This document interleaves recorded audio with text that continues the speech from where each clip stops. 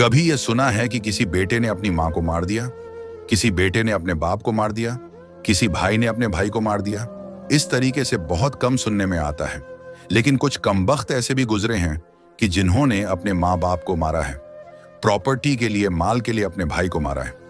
तो उन्हीं में से एक बात यह भी जन में आती है कि दो माँ बेटे रहते थे और वो इतना आपस में उनमें प्यार था। माँ जो कहती थी बेटा करता था।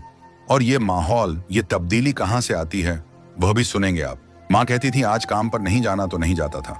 माँ कहती थी आज काम पर जाना है तो जाता था। मतलब आराम से जिंदगी गुजर रही थी। थोड़े दिनों में क्या हुआ कि उसकी संगत बुरे लोगों में पड़ गई।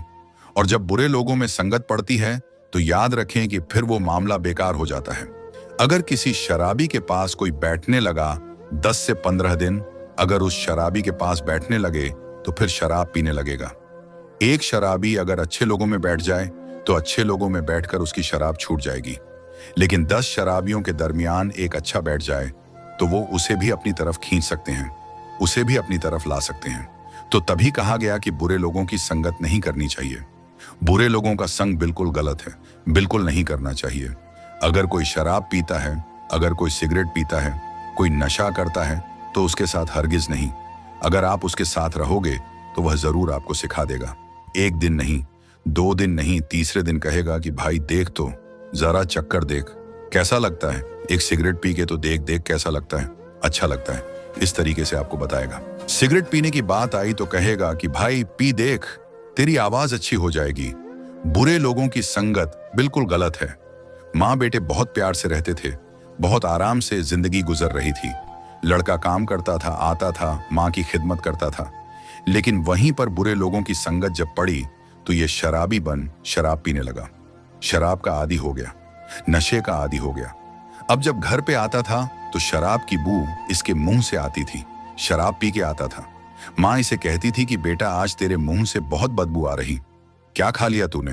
तो माँ से थोड़ा झिड़क के बात करता था, गुस्से में बात करता था। तो माँ समझती थी कि शायद आज इसका मूड सही नहीं है, कुछ झगड़ा वड़ा हो गया होगा किसी से। तो 1-2 दिन हुआ, फिर और ज्यादा शराब का आदी हो गया। फिर काम छोड़ दिया, इसने काम नहीं जाता। फिर सुबह को तो जाता था, माँ को बता के काम पे जा रहे हैं। लेकिन पूरा दिन वो लोगों के साथ, दोस्तों के साथ, गलत दोस्तों के साथ, गलत दोस्तों की संगत में पढ़ के अय्याशियां करता और शाम को घर पे लौटता। दारू शराब के नशे में तो माँ जब कुछ बात कहती थी, माँ को डांटता था। माँ समझ चुकी थी अब बुरे लोगों की संगत में पड़कर, बुरे लोगों के साथ बैठकर यह शराबी बन चुका है, नशेड़ी बन चुका है। अब यह नशे में मुब्तला हो चुका है। तो इस तरीके की जब उसने ये बात देखी तो 1-2 लोगों से मिली, कहा देखो मेरा बेटा बिगड़ रहा है, कुछ बताएं क्या करें।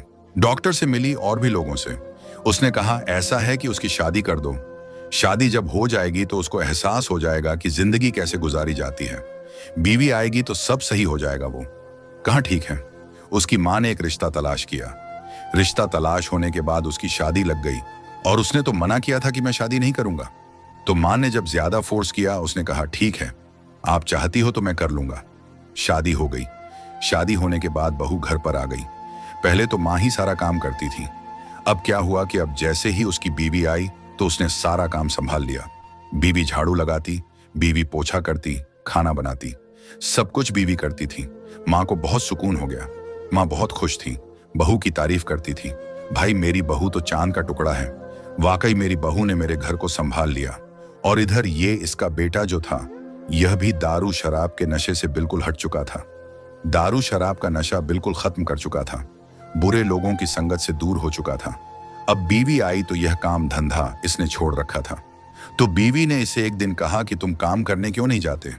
काम करने जाओ ताकि कुछ पैसे आए तो, वरना घर सही से चले। बीवी की बात मान ली, काम पर निकल गया। रोज आता जाता काम करता। बीवी जैसा कहती वैसा मानने लगा। बीवी जो कहती वो करने लगा। अब कुछ ही दिनों में बीवी के भी रवैये बदल गए। बीवी का रवैया ऐसा बदला कि माँ को इसने खाना देने से भी इनकार कर दिया। बोले मैं नहीं दूंगी। जब शादी हुई, नए नए थे तो बहुत ज्यादा माँ की खिदमत की। अब जब शौहर को अपने वश में इसने कर लिया और हर बात जब शौहर मानने लगा इसकी, अब माँ की एक बात भी नहीं मानता था, बीवी की हर बात मानता था। बीवी ने माँ को खाना देना छोड़ दिया और छोटी छोटी बातों पर शौहर से शिकायत करने लगी कि देखो तुम्हारी माँ ने आज मुझे ऐसा किया, तुम्हारी माँ ने ऐसा कहा, तुम्हारी माँ नहीं चाहती कि मैं इस घर में रहूं। तुम्हारी माँ नहीं चाहती कि हम दोनों की बने, हम दोनों एक साथ में रहे, यहां रहें। माँ तुम्हारी ताने मारती हैं, तुम्हारी माँ ऐसे करती है, वैसा करती है। झूठ झूठ शिकायतें लगाना शुरू। झूठ शिकायतें। जब शौहर काम करके आता था और वो जब झूठ झूठ शिकायतें सुनता था तो उसे भी गुस्सा आता था और माँ से जाके झड़क के बोलता था, माँ तुम मेरी जिंदगी में मत पड़ो, माँ तुम मेरी जिंदगी को बर्बाद करके रख दोगी। मेरी बीवी मुझे छोड़कर चली जाएगी और मैं अपनी बीवी से बहुत प्यार करता हूँ। मेरी बीवी अगर चली गई तो अच्छा नहीं होगा। माँ तुम मेरी बीवी के काम में दखल मत दिया करो। मेरी बीवी जैसा करती है उसे करने दो, बीवी और मेरे बीच में मत आओ। माँ एक कोने में बैठकर यह सब सोचा करती थी कि कैसे मैंने अपने इस बच्चे को पाला था, कैसे मैंने इसको बड़ा किया था। जब ये छोटा था मैंने किस तरीके से डॉक्टर के पास दवा लाके, जब ये डॉक्टर ने जवाब दिया था कि ये मर जाएगा, तो मैंने किस तरीके से इसकी सेवा की थी। मैं लगी रही और मैंने डॉक्टर के पास ले जाके और कहा था कि मेरे बच्चे को बचा लो, चाहे तो मेरे खून का कतरा निकाल लो, चाहे तो मेरी जान चली जाए, लेकिन मेरा बच्चा बचना चाहिए। मेरा बच्चा यह नहीं मरना चाहिए। मेरे बच्चे की जान ना जाए, मेरी जान चली जाए लेकिन मेरे बच्चे की जिंदगी बच जाए, वो सोचा करती थी। जब यह पेशाब कर दिया करता था तो मैं गीले में सोती थी और इसे सूखे में सुलाती थी। आज ये क्या मेरा वही बेटा है कि जिसके लिए मैंने इतना किया। मैंने सोचा था कि मेरा बुढ़ापा चैन से कट जाएगा। मेरा बेटा फर्माबरदार है, मेरा बेटा मुझे जिंदगी की सारी खुशियां देगा। मैंने सोचा था कि मेरा बेटा मुझे बुढ़ापे पर चलना सिखाएगा, मेरा हाथ पकड़कर चलाएगा मुझे, जैसे मैंने छोटे पर इसका हाथ पकड़कर इसे चलाया। मेरा बेटा मेरी तकलीफों को समझेगा। मेरा बेटा तो ऐसा निकल गया। अब वो सोच हंसकर रोया करती थी, अपने मन ही मन में अपने आंसुओं से बातें किया करती थी। उसके आंसू निकलते थे, पूछती थी और बातें करती थी। मेरा बेटा ऐसा निकल गया। मैंने तो बहुत कुछ सपने देखे थे, लेकिन बीवी के आने के बाद ऐसा हो गया। लेकिन बहुत से ऐसे बेटे होते हैं कि उनकी शादियां हो जाती हैं और वो बीवी आती है तो उनके घर आबाद हो जाया करते हैं। और बीवी अपनी सास की इतनी देखभाल करती है। जो इज्जतदार घरों की बेटियां होती हैं, जो इज्जत वाली बेटियां होती हैं, वो अपनी सास की बहुत ज्यादा देखभाल करती हैं। अपनी सास को अपनी माँ की तरह मानती हैं, अपने ससुर को अपने वालिद की तरह मानती हैं।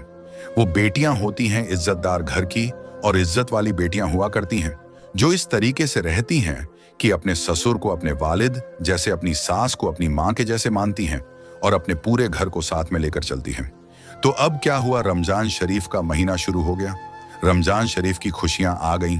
माँ समझती थी कि बेटा सही हो जाएगा, रमजान शरीफ चल रहा है तो अब तो सब सही हो जाएगा।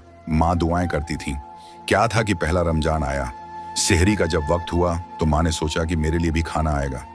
सेहरी का वक्त हो गया है, मैं भी तो रोजा रखूंगी, लेकिन खाना बहू ने नहीं भेजा। बर्तन उधर खड़ के उधर खाना बना। माँ सोच रही थी कि अब आता होगा, लेकिन सेहरी का टाइम खत्म हो गया, लेकिन खाना इधर नहीं आया। माँ ने पानी पी लिया था, पानी पी के रोजा रख लिया। पूरा दिन ऐसे ही गुजर गया। शाम जब हुई तो सोचा इफ्तारी मिल जाएगी। जब इफ्तारी नहीं मिली तो माँ उठी और दस्तरखान जहां पर बिछा था, जहां पर यह खूब हंसी झाक कर रहे थे, दस्तरखान पर बैठे थे, हंसी झाक कर रहे थे और इफ्तारी का सामान लगा हुआ था। तो माँ ने एक खजूर उठा ली और पानी ले लिया। तो बीवी ने कहा कि ऐसा है, अपने आप खुद लाया करो, खुद खाया करो और मेरे दस्तरखान से, मेरी इफ्तारी से कुछ मत लिया करो। माँ का कलेजा हिल गया, उसका चेहरा उतर गया। माँ ने खजूर वहीं रख दी, पानी लिया, पानी से रोजा इफ्तार कर लिया। भूख तो बहुत शिद्दत के साथ लगी थी। इधर मगरिब की नमाज हुई, उसके बाद ये लोग अपने खाने में बिजी हो गए। बढ़िया इन्होंने खाना खाया, होटल से खाना मंगाया था। खाना खाने के बाद और ये अपने पने काम से इधर उधर चले गए।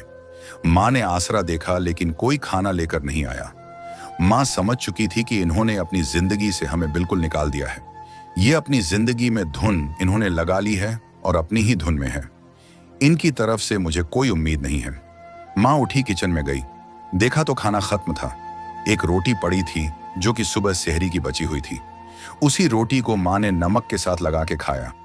माँ बुजुर्ग थी, बूढ़ी हो चुकी थी, लेकिन कमजोरी की हालत में और ज्यादा बूढ़ी हो गई। माँ ने वो रोटी खाई और अल्लाह का शुक्र अदा किया और नमाज पढ़ने के लिए बैठ गई।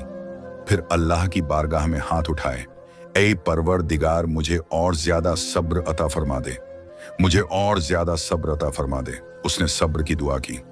दूसरा दिन हुआ, दूसरी सहरी आई तो उधर खाना तैयार हुआ। सोचा कि मां को मिल जाएगा, देगा कि बेटा है मेरा। लेकिन उस दिन भी कोई खाना नहीं आया। मां किचन में गई और जब देखा तो खाना मौजूद नहीं था। 2-3 टुकड़े रोटी के पड़े थे। वही नमक से मां ने वहां पर खा लिया और खाने के बाद रोजा रख लिया पानी पीकर। इफ्तारी के टाइम भी कोई इफ्तारी नहीं, पानी पीकर इफ्तारी की। 2 दिन में मां बिल्कुल सूख चुकी थी, बिल्कुल सूख चुकी थी। वो अपने कमरे में लेट गई। इतनी ज्यादा उसे तकलीफ थी कि खुद उठ भी नहीं पा रही थी। इसलिए खाना 2 दिन से नहीं खाया। रोजा रख रही है पानी पीकर, और इफ्तार में भी कुछ नहीं, सहरी में भी कुछ नहीं। आदमी 2-3 दिन जिंदा रह सकता है। 2 दिन हुए थे कि बहुत ज्यादा कमजोरी आ गई। अब क्या हुआ कि मां तो लेट गई थी, अब उसे उठने की भी इत्तात नहीं थी। लेटी रही और बहुत ज्यादा कमजोरी थी। इधर यह लोग सहरी करते, इफ्तार करते और अपनी चैन से जिंदगी गुजारते। अब बताइए, आपकी मां भूखी है और ये सहरी करके रोजा भी रख रहे हैं। क्या इनके रोज कबूल हैं? क्या इनकी नमाजें कबूल हैं?